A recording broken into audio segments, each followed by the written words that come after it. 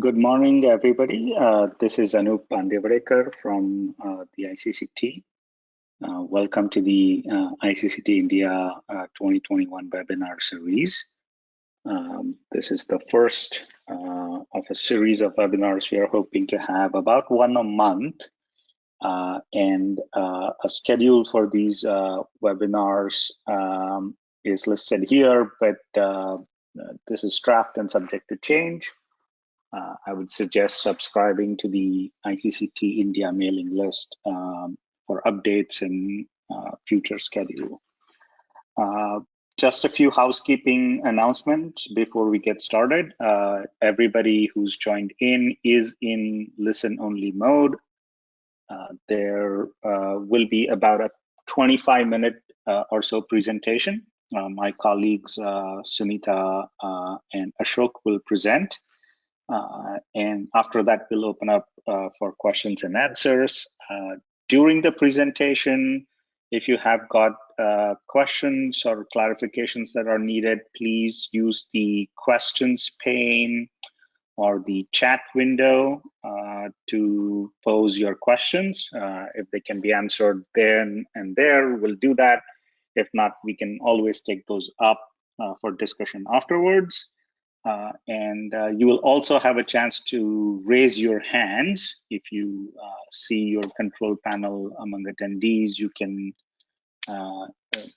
check the raise hand button and we'll recognize you to ask questions. So with that, let me turn it over to my colleague Sunita for today's webinar, which is really on two-wheeler fuel efficiency.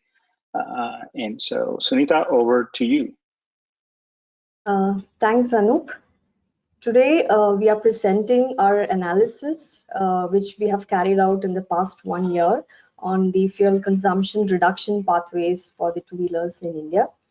And before I walk you through all our study, I would like to highlight on the aspect that the key goal of fuel consumption standard is to limit the amount of CO2 emitted by a vehicle and reduce the fuel consumption level. We are all familiar with the volume of two-wheeler sales in India, which is more than 20 million a year, except for the past disruptive year.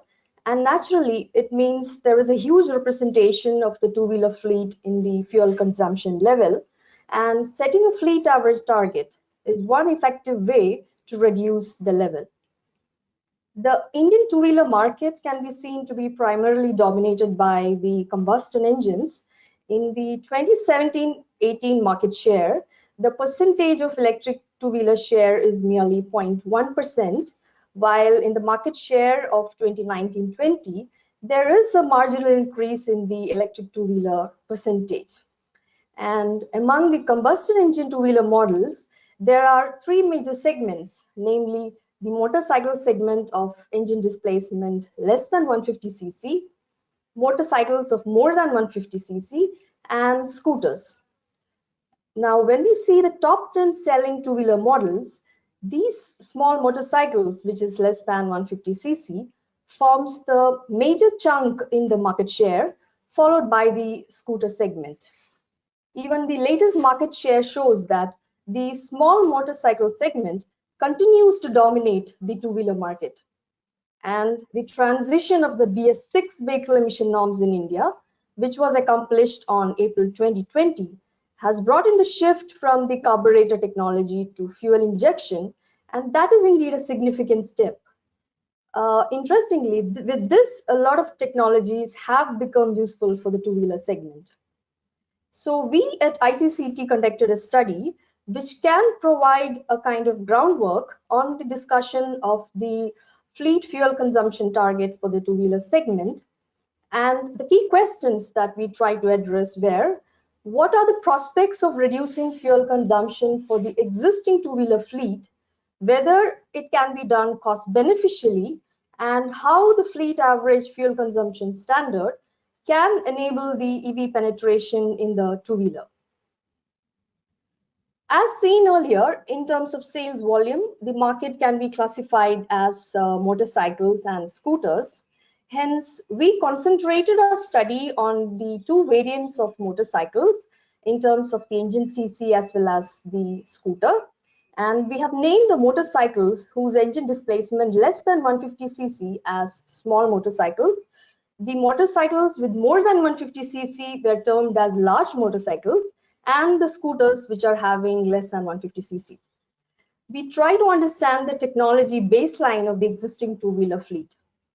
Though the market share baseline has been based on the volume of 2017-18, we have considered the technology baseline from the 2020, where the trend shows that the shift has happened in the engine from carburetor to the fuel injection technology for the four-stroke single-cylinder engines, while the transmission is such that a small motorcycle adopts a four-speed manual transmission and the scooters are adopting the CVT technology. So from a thorough literature review, we could find that there are a bunch of technologies which can be adopted in the two-wheeler, which could be commercialized in the near future. While most of these technologies are already available in the passenger car segment, and these include engine, transmission, and vehicle technologies. In fact, there are many other than the fuel injection. Now, when we see the applicability, the easily adoptable ones are applicable for all the types, like the lubricating additives, high compression ratio, and the engine friction reduction, which could be done in two stages. For instance, the stage 1 of engine friction is a kind of modification for the principal dimensions of the engine components. And the second stage could be like integrating the coating of the components. At the same time, the advanced engine technologies, which is mentioned, like the cam facing, the gasoline direct injection, and the Atkinson cycle, is applicable only for the larger motorcycles. Whereas the passenger vehicles currently have compression ratios of 11:1 to 12:1, the compression ratios of the air-cooled engines of the two-wheelers today are still below 10:1. So a slightly higher compression ratio can substantially reduce the fuel consumption in part load conditions, provided the cooling conditions are supporting. As far as the transmission improvement is considered, the current 4-speed motorcycle could adopt the 5-speed manual transmission, and the 5-speed current large motorcycle could shift to 6-speed manual transmission. While DCT is an expensive option, it could be adopted for larger motorcycles. The scooters can have modification and improve their current CVT technology. So currently the gearless scooter, which is using variator-based design, is actually kind of using a balance between the belt tension and the spring force, where the control variable is only the engine speed. So the improved CVT could be a kind of actuator-based CVT, which is at the same time electromechanical and could be operating at all engine speeds. While vehicle technology is an area which is applicable for all the types. For instance, the start-stop and low rolling resistance styles could be easily adopted for the fuel efficiency improvement. The start-stop, which could integrate the starter, generator, and engine control unit, it could be added with an advanced start-stop, which uses the same kind of hardware, but there is a modification in engine management, and the vehicle should have an automatic transmission. So an e-clutch or an electronic clutch is one such automatic technology which could be used for two-wheelers. While the premium variants of most of the BS6 motorcycles are already adopting the idle start-stop, the standard variants are sold without it. And the mild hybridization and electrification are also the ones which can impact the fuel consumption. So we did the cost benefit analysis of these list of technologies to understand the cost effectiveness in the time period of 2025-2030. The cost estimation has been done for these categories mentioned for the two-wheeler segment, And the cost is estimated for technologies which can be added incrementally, and the benefits can be seen in twofold. That is, in terms of the CO2 reduction and the potential fuel savings which can be achieved. So this technology assessment is a kind of projection which is based on the technologies available today. Now, I'll briefly explain on the estimation of costs that we have done. Since these costs associated with these mentioned technologies are not available on the public domain, we have used the judgment of the incremental cost of the European Union passenger car technologies from previous ICCT studies, and necessary scaling adjustments were used for the technology components. That means the cost influencing parameter of a particular technology was identified and the scaling factor was decided. And along with the EU factor for the labor cost and inflation factor to the assessment year and the currency conversion, we estimated the direct manufacturing cost for a particular technology. The benefit estimations have been collected from various SAE papers and other ICCT publications. So it seems natural that these ICE technologies, which are already in use in today's passenger cars, will also be applied or could be also applied for two-wheelers, provided it fits the cost bracket and vehicle size for a two-wheeler. So individual costs and benefit of the applicable technologies for a particular type were identified, and this table shows for a small motorcycle. We can see that choosing some of these technologies which are estimated to have reasonable DMCs and is providing substantial individual benefit of CO2 reduction. The individual percentage benefit of advanced start-stop along with e-clutch can be seen slightly higher than the idle start-stop, and the maximum individual benefit in this table is for the mild hybridization technology, at the same time with the maximum DMC. This table shows the DMCs of host of technologies which are applicable for the large motorcycle. For the cam facing technologies, the benefits which are achieved is actually for both the intake and the exhaust VVT, but most of the benefit can be seen is obtained only with the intake VVT. Similarly, the 6-speed transmission benefit over the 5-speed manual transmission is also providing considerable benefit. It is seen that dual clutch transmission is one which is having the maximum individual benefit with the highest DMC. Similar methodology was applied for the scooter segment, and it can be seen in this table, which is depending on the applicable technologies in this particular segment. Further, from the cost to benefit ratio, we arrange them in a progressive manner such that the individual benefits of each technology are compounded. This shows that the progression in the popular small motorcycles segment, starting from the smaller benefits, which is seen in the lower part of this graph, it goes all the way up for the maximum technology, which corresponds to nearly 42%, and that is costing slightly over 20,000 rupees. The individual benefits of these technologies are actually multiplicatively compounded so that the benefits of adding these technologies can be seen one on top of the other, and it is properly accounted for. So although the limit of a maximum speed of a class 1 motorcycle in the WMTC cycle, that is a 50 km/h, restricts the usefulness of a 5-speed transmission, it is seen that the idle start-stop can be adopted for the class 1 motorcycles. Similarly, high compression ratio provides the satisfactory fuel consumption reduction as seen in the graph, provided the production tolerance of a manufacturer can accommodate this technology. Similarly, this shows the range of technologies and their benefits for a scooter. It can be seen that improved CVT is providing, or it can provide great opportunity for fuel consumption reduction. Also, mild hybridization can be seen in this technology progression for this segment.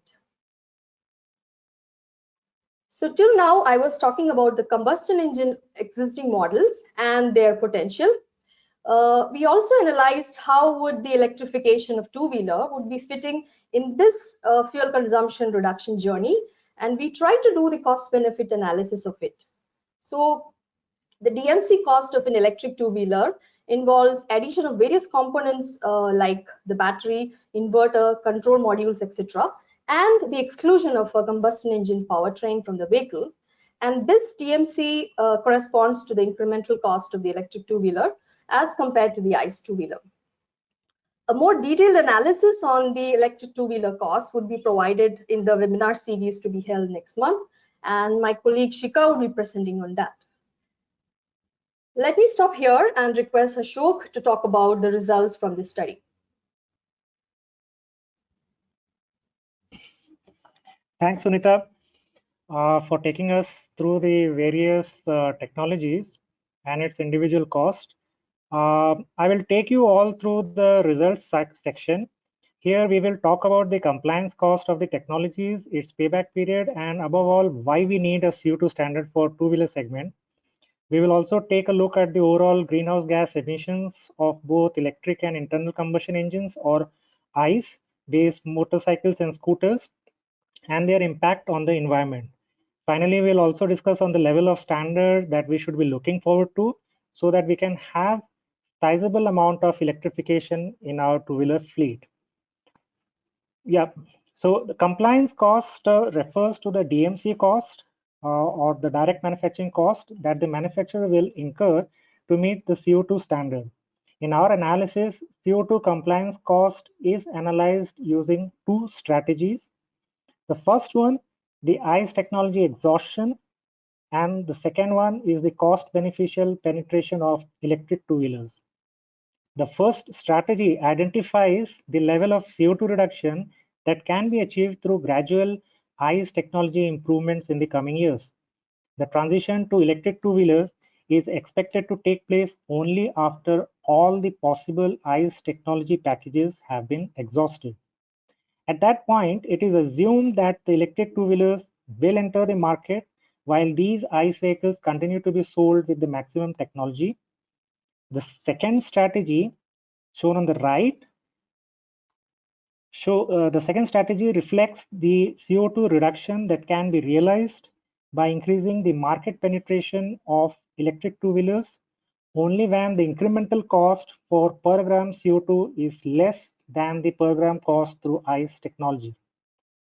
So the compliance cost will include the percent of EV penetration times the marginal cost for per gram CO2 achieved through EV plus percent of ICE vehicle times the marginal cost for per gram CO2 achieved through ICE.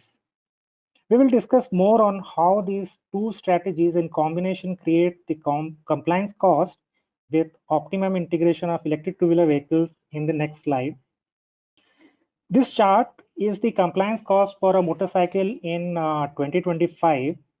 The x-axis is the CO2 reduction in terms of grams per kilometer. The primary y-axis is the compliance cost for both strategies. The secondary y-axis gives the electric two-wheeler penetration in terms of percentage. Now here the solid gray lines are the compliance costs for ICE technology exhaustion, and the yellow lines are the cost beneficial EV penetration.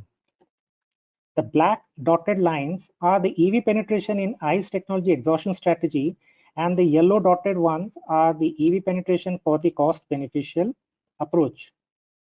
You can see that initially the compliance cost for both gray and the yellow lines overlap. This is because the high upfront cost of electric two-wheeler motorcycle makes the adoption of ICE technologies cheaper until at 27 grams CO2 or at 23%, both the lines will split. With the split, now the incremental cost for per gram CO2 reduction through EV is cheaper than the incremental cost for per gram CO2 reduction done through ICE technologies. In other words, if the CO2 standards are set beyond 27 gram, then having EVs in the fleet is necessary for any manufacturer to meet the fleet average target. And before 27 gram, ICE technologies itself will be sufficient. The technologies such as engine friction reduction, 5-speed transmission, low rolling resistance tires, and idle start-stop can cumulatively achieve this 23% benefit. Let's see how the compliance cost will look for the scooters. Here the axis and the legends are similar to what we have seen for a motorcycle. For a scooter, the x-axis, which represents the CO2 reduction, starts at 45 grams CO2, which is the fleet average of all scooters. We notice that both the ICE technology exhaustion, the gray solid line, and the cost beneficial yellow solid line overlap until it splits at 38 grams. Beyond 38 grams, inclusion of electric scooter is much more beneficial as per the CO2 reduction is more economically achieved through electric scooters. Again, the ICE technologies used for motorcycles such as idle start-stop, engine friction reduction, and low resistance tires can deliver a fuel consumption reduction of nearly 16%. Overall, if you look at the compliance cost for both motorcycle and scooter, it shows that setting a CO2 standard to a right level is a must, which will ensure that electric vehicle penetration happens in a two-wheeler segment. Addition of technologies will definitely drive up the cost, and with cost, there is always a question in customers' mind on what will be the recovery period for my investment, or what will be the payback period for the technologies. Consumer payback period generally refers to the number of years required to recover the cost of the purchase of motorcycle with these new technologies. For our analysis, we have considered the average kilometers driven per year at 10,000 kilometers and the fuel price at existing retail level in Delhi of 90 rupees.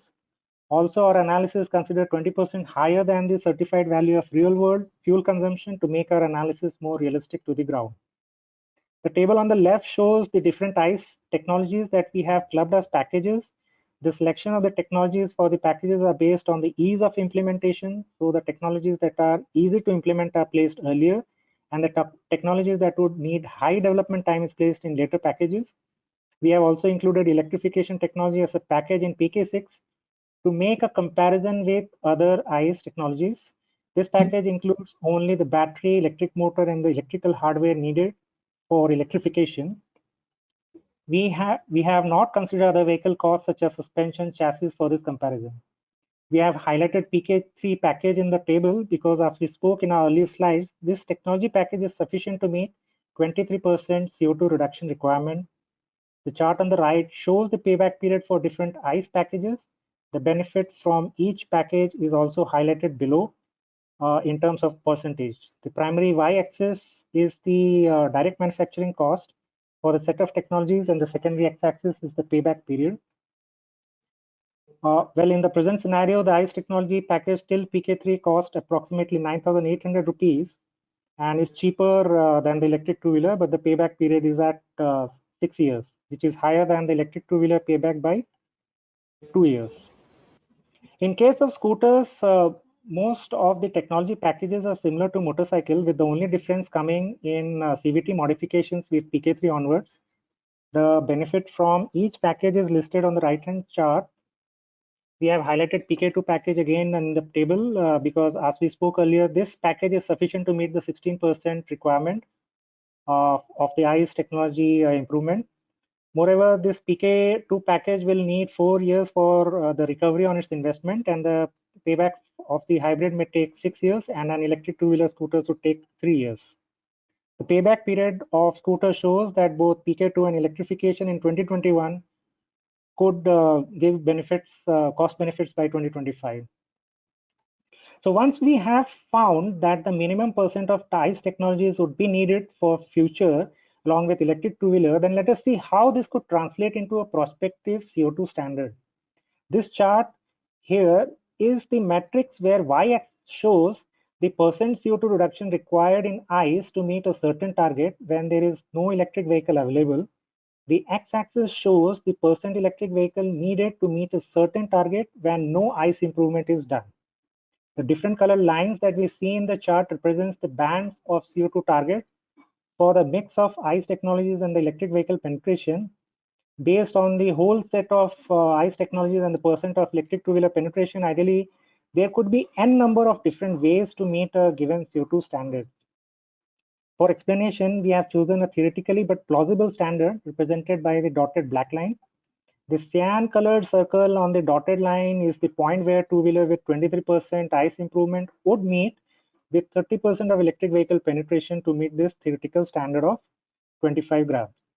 So if we set this CO2 standard at this level and the manufacturer decides to only meet through electric, then he will need 47% electric two-wheelers in its fleet, which is the intersection of the dotted line with the x-axis. Whereas if it decides to meet through ICE technologies with zero electric two-wheeler, then it will have to go for 38% of ICE improvements, which is where the dotted line meets the y-axis. However, in this case, going for ICE improvement will prove costlier, as beyond 23% electric two-wheelers start becoming cost-effective. So if the manufacturer goes in combination of both electric two-wheeler and ICE, at least 30% EV penetration is possible. So our theoretical CO2 standard of 25 gram, or to be precise 25.3 gram, based on our analysis, will ensure at least 30% electric penetration. As we saw in previous slide, that this standard is very much plausible. It also means that ICE vehicles will not straight away go out of market, as it will also need some level of improvement. Setting the target at this level will also ensure the necessary transition time needed for the switch from ICE-based vehicles to the electric vehicles. This is something that is desired by most of the manufacturing in the industry for the healthy transition. This table gives the numerical values of the compliance cost and EV penetration in percent to meet the fleet target. The left table is the first strategy of ICE technology exhaustion, and the right one is for the cost beneficial approach. So you can see the compliance cost through the second strategy is cheaper by half, and it ensures minimum 30% EV in the market. So first things first, we need to have a CO2 standard set for two-wheeler segment for high EV penetration in market by 2025.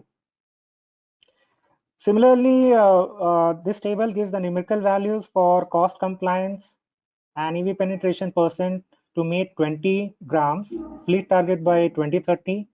Again, this target is theoretical, but yes, it is plausible.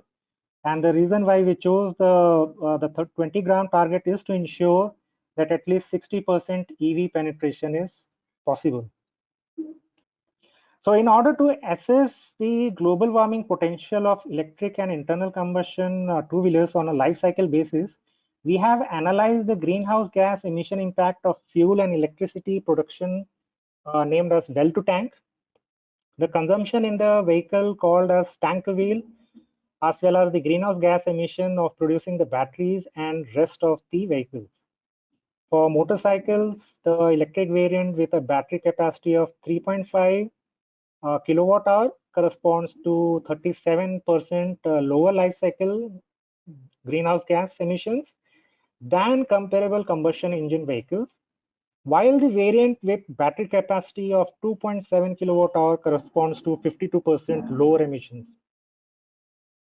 The electric scooter corresponds to 44% lower life cycle GHG emissions than the ICE equivalent models. So here we have estimated the potential benefits which can be achieved in terms of cumulative emission reduction as well as cumulative fuel savings. It is seen that the cumulative emission reduction is nearly 487 megaton by 2040, and there is approximately 187 million ton of oil equivalent cumulative fuel savings by 2040. This would come to nearly 47% of fuel savings by 2040 from today's level. And the chart on the right shows the CO2 trend with different level of electrification plus the benefit on going with a cleaner grid. The 60% electrification corresponds to approximately 20 grams CO2 standard. So what we conclude is that there is indeed a great possibility of cost-effective ICE technologies available, especially after the adoption of fuel injection post BS6, and it was seen from our analysis that ICE technologies are cost-effective than EV till 23% reduction. We need to have a CO2 standard for sure set for the two-wheeler segment, and we feel that by doing so, to a level of 25 grams CO2, we can enable nearly 30% EV in the fleet by 2025, and a 20 grams standard can ensure nearly 60% of EV by 2030. So with this, we are at the end of our presentation. Thank you all very much for your time. We'll be happy to take on questions. Thank you, Ashok and Sunita, for the presentation.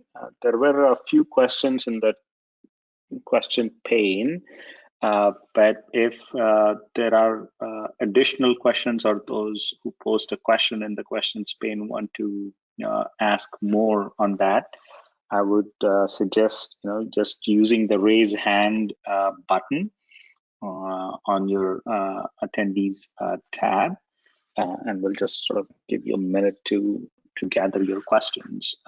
But the questions so far that were posed essentially were in terms of is the direct manufacturing cost really the cost incurred by the OEM or the end user? And the answer is, the direct manufacturing cost itself, as the name itself would suggest, is the cost incurred by the manufacturer. But when we estimate the payback periods and so on, we do then convert that further into more of a retail equivalent in order to get really more accurate estimation of payback period. I do see a couple of additional questions that were not answered previously in the question pane. So let me start with that. And the first of those questions is really from Dr. Himadri Das. And he's asking the benefit of different hybrid topologies in terms of CO2 emissions. So Ashok, do you want to talk about in general what we have observed or what we've estimated in terms of how much can be achieved through different levels of hybridization on motorcycles and scooters? Yeah, Anup. I mean, regarding hybridization, while going through the literature reviews, we found the options that we have seen for the passenger car, like the series and the parallel combination. And yes, this technology is nothing. It's not going to be different than what is there in passenger cars. It will be just a miniaturized version on the two-wheelers. So these are the parallel hybrids, what we have used for our analysis, and are shown by Sunita in her slides. We were getting in the benefit to the tune of 11 to 13% for different segment of the two-wheelers. Again, but in your cost assessment, you're sort of taking the start-stop as a separate technology package as compared with mild hybridizations. There is essentially no quote-unquote, strong hybridization on these two-wheelers. Correct. Okay. The next question really is from, and I guess Harshal Desai asked again something similar in terms of how is mild hybridization realized in two-wheeler powertrains. So do you want to say more, or you think you already sort of tackled that? Mild hybridization, it will be just something more of what an ideal start-stop would be providing. So it is just that whatever percentage that we have used, it will be on a lower side.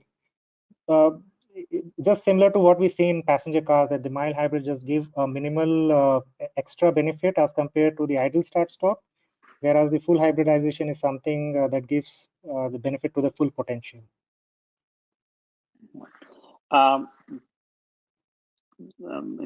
There's a question from QL Chen that is the EV penetration referring to the sales of or two-wheeler population stock? So it refers to the percentage of new vehicle sales, not the stock. So that should clarify it. The next question is really from Abhijit Sadhu. And the question is, in the slide where payback period was mentioned, did you factor in that the EVs would need battery replacement on a 5 to 7 year horizon as the batteries will degrade with time and usage? I will actually, punt that question to our next month's webinar, where we actually discuss this in quite a bit of detail in evaluating the cost parity question for electric two-wheelers. And so I won't steal the thunder from that webinar here, but essentially, yes, we do take into account that for two-wheelers, there will be a battery change required during the lifetime. There's a question from Rahul Bagadia on what OEM views and readiness to go for these suggestions of mix of ICE and EV models in the portfolio and what challenges they face. I mean, unfortunately, we are not in a position to answer that question. We do have a couple of people from the industry on it, and if you've got time, we can probably go there. But I have plenty of questions down below, so I'm just going to move to the next question from Kushal Agarwal. And the question really was, has the maintenance cost of the vehicles been included in calculations and the replacement battery for EV? So Ashok, you want to just clarify on the maintenance costs? Yeah, we have included the maintenance cost in our analysis. But in case of electric vehicles, the battery replacement we have not considered for our analysis. The next question is from Nishant Vas, and the question was, are you seeing any signs that Indian policymakers are looking at stiff CO2 targets for the CAFE norms in 2023? Also, how would think about the need for penalties vis-a-vis CO2 compliance? So at present, the Bureau of Energy Efficiency does indeed have a committee established to formulate fuel consumption standards for two-wheelers in India. To our knowledge, there hasn't been a formal proposal from BEE on that particular front, so we wouldn't really know. In terms of penalties themselves, I mean, even the passenger car fuel efficiency standards, the next round of compliance is in fiscal 22-23. There isn't really a fiscal penalty embedded in the standards as they're currently designed. The first sort of 5 years of the standards from 17-18 to 21-22, most small volume manufacturers have gotten what we call a derogation, that they are able to essentially get an out in meeting stringent standards. But from 22-23 standards, that derogation goes away. And so we'll see actually what's going to happen in that case. So something similar will have to happen on two-wheeler side. The next question is from Karthik Shetty, and the question is really on, well, full hybrid technologies having two propulsion would drive up the cost. So what is the right approach, pure ICE or pure EVs? And perhaps, I mean, Sunita, you want to go back to the chart, the matrix chart that Ashok was talking about. I mean, theoretically speaking, manufacturers will have a choice to stick with the ICE portfolio or start integrating electric two-wheelers in their fleet.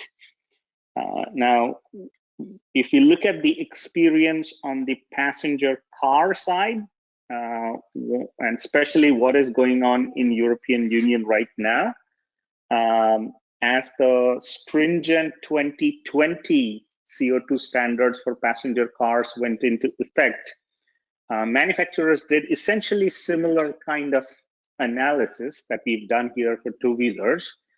And most, but not all manufacturers chose to put their eggs in the electrification basket. But certain manufacturers who have locked in the hybridization pathway have gone full steam ahead on that particular pathway and are meeting the EU 2020 standards at the same time. What we estimate is that very soon the cost of compliance will be lower as we move from 2020 standards in EU passenger cars to 2025 and beyond. That hybridization will no longer be tenable as a cost-effective compliance strategy. It would still be a cost-effective technology in a particular kind of application, or a consumer base, or a manufacturer with a technology strategy could choose to stick with that approach. It's just we don't think it will be cost-effective as long as the standards are stringent. If the standards are weak, then even hybridization may not be necessary. I think the next question really was on, was the CAFE today only on four-wheelers and so on. I think I briefly touched upon this. Is yes, the current Indian fuel economy standards are only for passenger cars, not including even light commercial vehicles or two-wheelers. And there is a consideration for two-wheeler standards, but of course, BEE is the regulatory body on that front. Next question is from Sandeep CD, and the question really is the impact reckoned due to range iteration over life of battery and also the battery replacement and its cost? I think something we touched upon. I would invite everybody on the battery replacement to really join next month's webinar, because we will discuss the upfront cost parity question of electric two-wheelers versus ICE two-wheelers. How long does it take by 2023, 2025, 2027, and when are we going to start seeing new electric two-wheeler upfront cost come on par with ICE two-wheelers? And we'll discuss some of these things about how does battery replacement cost affect not necessarily the upfront cost parity, but the total cost of ownership parity as well. Finally, there is a question from Shrikant DS. And the question is, how did you arrive at the fleet average CO2 emissions limit? Is it in line with the methodology used to derive emission norms for four-wheeler existing today? I think that the answer is, as Ashok mentioned, the 25 grams per kilometer in 2025 and 20 grams per kilometer in 2030 are essentially illustrative targets. If the policymakers in India want to see very high levels of electrification, then those are the kinds of targets that they will have to set. What our analysis shows that, let's say you chose standards that are weaker than 25 grams per kilometer by 2025. Let's say you set it at 27 or 28 grams per kilometer. Manufacturers would be able to meet those standards cost effectively by low 20s, maybe 20% or so EV market share. And the weaker the target gets, 30, 35 grams of CO2 per kilometer kind of a target, only single digit or none type of electric vehicles will be needed to meet those standards. So we, in some sense, chose these values, which we think are quite feasible based upon technology analysis, that the policymakers in India should adopt should they desire high market penetration of EVs. Otherwise, we do think that even though EV market in India will continue to flourish and grow, we doubt that we'll reach market shares approaching 30% by 2025 or 60% by 2030 without standards of this kind. That pretty much brings us to the end of the questions that were posed in the window. We still have a little bit of time, so if any one of the people who either already asked a question and wanted to expand further, or if there were new questions, we could still take some time to go over those. Or in the meanwhile, Sunita or Ashok, was there anything else with respect to these particular questions that you wanted to specifically address? Yeah, Anup, I'm just looking at Rahul Bagdia's question on the Indian drive cycle, typical to cities being used for carrying out the fuel consumption versus standard averages or test cycles. So he wants to know whether we have used the typical Indian driving cycles of the cities. Yes, we have considered this factor into account, and for the payback calculation we have used 20% Wilson numbers, because what we have noticed that the values that we get from the standard test cycles, they are not achieved while driving on roads, and generally there is a gap of 20%. So we have considered this factor in our study. Right, and similar sort of a gap, if I'm not wrong, we are assuming for electric two-wheelers as well, right? Yeah. That even the ARAI estimated range and fuel efficiency or energy consumption of two-wheelers is also similarly optimistic. Correct. Yeah, we have made it very realistic to what a consumer will face on while driving realistically in the Indian cities. Okay. The continued sort of questions from Rahul Magadia was, hey, any analysis, if nothing is done on further stringent fuel standards on two-wheelers, given that EV TCO is gradually reducing, then what percentage of EV potential? We've not technically done that analysis. Econometrically, we don't have any sense of what fraction of consumers will start adopting electric two-wheelers purely for TCO reasons alone. We do think that upfront cost parity matters a lot more. In particularly, at the end of the day, a lot of even two-wheeler consumers have to get a loan to buy their motorcycle or a scooter. And EMI is, at the end of the day, their main concern. And to the extent that their EMIs continue to be higher, just the TCO promise is usually not sufficient for mainstream consumers to start adopting these vehicles in large numbers.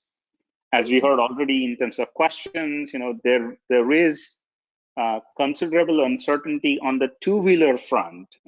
We don't think battery replacement is going to be an issue on batteries that are going in cars, but on the two-wheeler batteries that we are seeing in the market, there is a likelihood that during the useful life of the vehicle, a battery replacement might be needed on a two-wheeler. And so the consumers really think about these issues while making their purchase decisions, or at least we think so.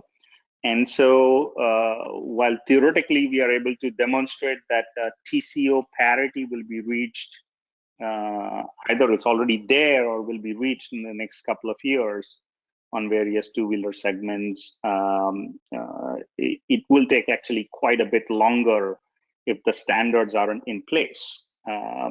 we can again discuss this particular one next month, where we will go deeper into the TCO and upfront cost parity of electric two-wheelers. There's a further question about how are you factoring, this is from Nishant Foss, about how are you factoring the battery cost on factors of local sourcing of cells, battery chemistry, etc. Could you elaborate on your assumptions? I hate to sort of say, please come back next month, but the short answer is that we are assuming made in India batteries. And that does have an implication on our cost assumptions, that in order to reach the kind of scale that is necessary to bring costs down, will take a few more years in India. Those economies of scale have already been reached in US or China, where there are considerably larger battery plants in place. So that does affect our battery cost assumptions that have gone into the EV. But to that extent, I mean, we could sort of say that, you know, we are being conservative in assuming that all of these batteries will be made in India, that it's quite likely that manufacturers will find, you know, cheaper batteries elsewhere. But then again, you know, there is considerable uncertainty about the kind of import duties that they may have to face if they choose to import. So for our analysis, we are assuming made in India batteries.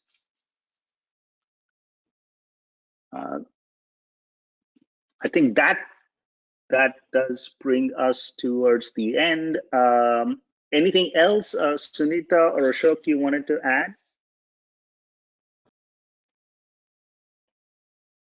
No, nope, nothing from my side.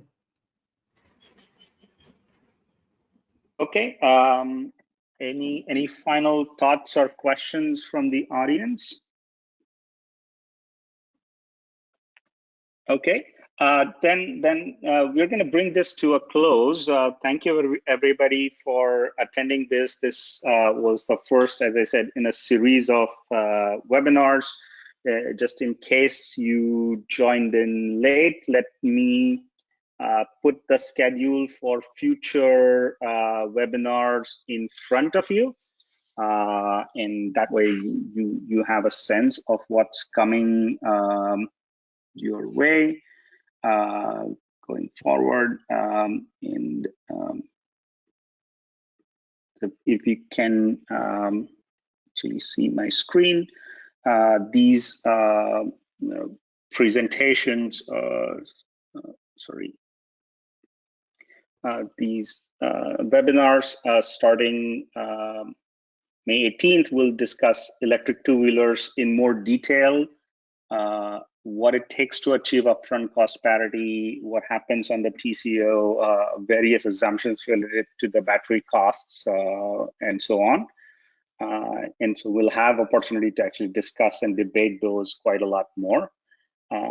In June, we'll talk more on ride-hailing electrification, and a pair of papers should be published before then on that particular part. In July, we have an ongoing study that is coming towards an end with IIT Kanpur on evaluating air quality and health impacts of large-scale vehicle electrification in India. In August, we'll sort of go over air pollution side of things. More than a year is now gone by with Bharat 6 vehicles and fuels, how they're doing, what the real world emissions performance looks like for some types of vehicles at least. Is the fuel quality actually keeping up with what was promised, so on and so forth. Then in the future months, we'll go over topics like battery swapping, bus electrification. We'll revisit the topic of hybridization for cars and light commercial vehicles in particular towards the end of the year. And sort of the concluding webinar in 2021 will be a transport energy and emissions roadmap for India. So it's a long and ambitious goal that we've set for ourselves, and I hope that many of you will join us. So thank you very much, and we'll see you again next month.